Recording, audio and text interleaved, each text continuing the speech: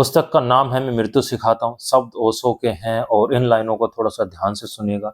बहुत गहरी बात है इन लाइनों में और थोड़ा समझने की कोशिश कीजिएगा। वीडियो शायद थोड़ी लंबी हो जाए तो समझिए।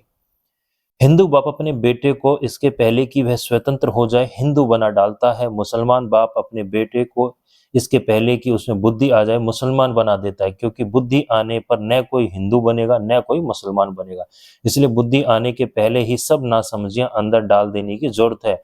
इसके लिए सब बाप उत्सुक हैं कि बेटा जब छोटा है तभी से धर्म की शिक्षा हो जानी चाहिए उसकी, क्योंकि कल वह जवान हो जाएगा, सोचने लगेगा तो फिर दिक्कत देगा, विचार आ जाएगा तो 25 प्रश्न खड़े करेगा।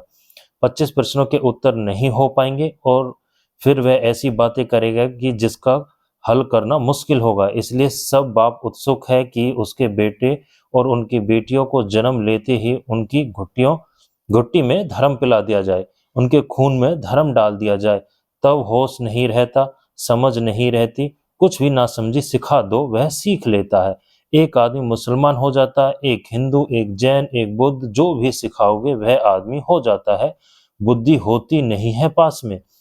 इसलिए धार्मिक जिसको हम आदमी कहते हैं अक्सर वह बुद्धिहीन पाया जाता है, उसमें बुद्धि होती ही नहीं, क्योंकि उसको हम धर्म कहते हैं। वह बुद्धि होने के पहले ही पकड़ ली गई चीजें हैं। बुद्धि आने पर भी वह जकड़ी रहती हैं, फिर वह पंजा पकड़ लेती हैं। हमारे भीतर से हिंदू मुसलमान लड़ता हुआ देखा जाता है, ईश्वर के नाम पर लड़ता हुआ देखा जाता है, मंदिर मस्जिद के नाम पर लड़ता हुआ देखा जाता है। आश्चर्य की बात है, क्या ईश्वर भी बहुत प्रकार के हैं? हिंदू का ईश्वर अलग ढंग का है और मूर्ति तोड़ दी जाए तो हिंदू के ईश्वर का अपमान हो जाता है, और मुसलमान का ईश्वर और उसका प्रकार है।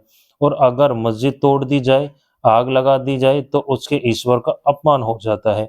ईश्वर तो उसका नाम है जो मस्जिद में भी उतना ही है जितना मस्जिद में है, बूचड़ खाने में भी उतना ही है जितना मंदिर में है, और शराब घर में भी उतना ही है जितना मंदिर में है। चोर के भीतर भी उतना ही है जितना महात्मा के भीतर है। रत्ती भर भी कम नहीं है, हो भी नहीं सकता। आखिर चोर के भीतर कौन होगा अगर परमात्मा न होगा? वह राम के भीतर भी उतना ही है जितना रावण के भीतर। रत्ती भर भी कम नहीं हो सकता रावण के भीतर। वह हिंदू के भीतर भी उतना ही है जितना मुसलमान के भीतर। लेकिन वह जो हमारा गृह उद्योग है भगवान बनाने का, उस गृह उद्योग का बड़ा धक्का लग जाएगा अगर हम यह मान ले कि सभी के भीतर वही है जो हमें अपना अपना ईश्वर थोपे चले जाना चाहिए। अगर एक फूल में हिंदू भी ईश्वर देखे और मुसलमान भी, तो भी झगड़े हो सकता है, क्योंकि उस फूल में हिंदू अपना ईश्वर डालेगा, मुसलमान अपना ईश्वर ढालेगा। हिंदू मुसलमान तो जरा दूर की बातें, पास पास की दुकान में भी झगड़े होते हैं। ये दुकानें तो जरा फासले पर है। काशी और मक्का में काफी फासला है, लेकिन काशी में राम के और कृष्ण के मंदिर में भी इतना फासला नहीं है, वहां भी झगड़े इतने ही हैं। तो देखिए बात बहुत गहरी है और समझने वाली है। नहीं आए तो एक बार दोबारा रिपीट करके वीडियो को देखिए और समझिए आपको क्या समझ में आता है, और देखिए अपने जीवन में क्या बदलाव लेके आते हो आप।